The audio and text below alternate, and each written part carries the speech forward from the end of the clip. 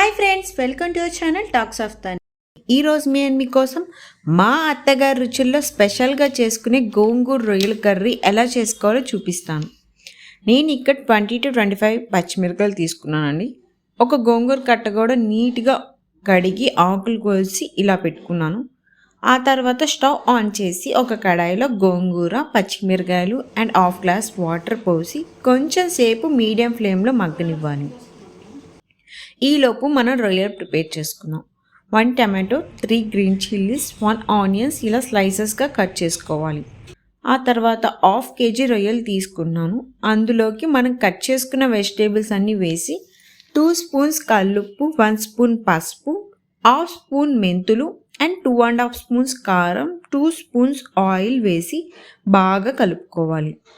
1 glass water పోసుకుంటున్నానండి. మీరు ఇంకా గ్రేవీగా కావాలి అనుకున్న వాళ్ళు ఇంకో హాఫ్ గ్లాస్ వాటర్ పోసుకోండి. ఆ తర్వాత స్టవ్ మీద మీడియం ఫ్లేమ్లో మగ్గనివ్వాలి. ఇక్కడ గోంగూర రెడీ అయిపోయిందండి. చూడండి, ఇలా మెత్తగా రావాలి.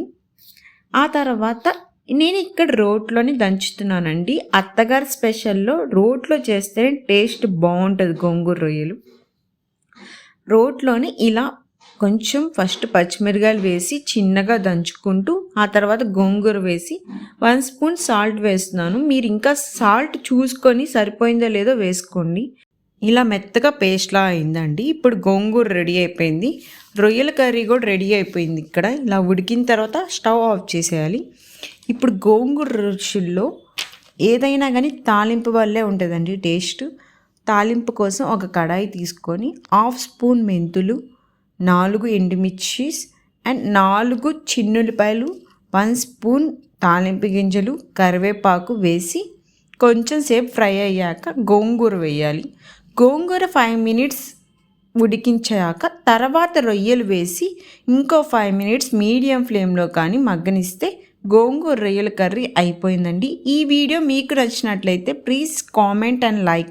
మరిన్ని interesting food recipes and travelling videos కోసం subscribe my channel talks of తన్.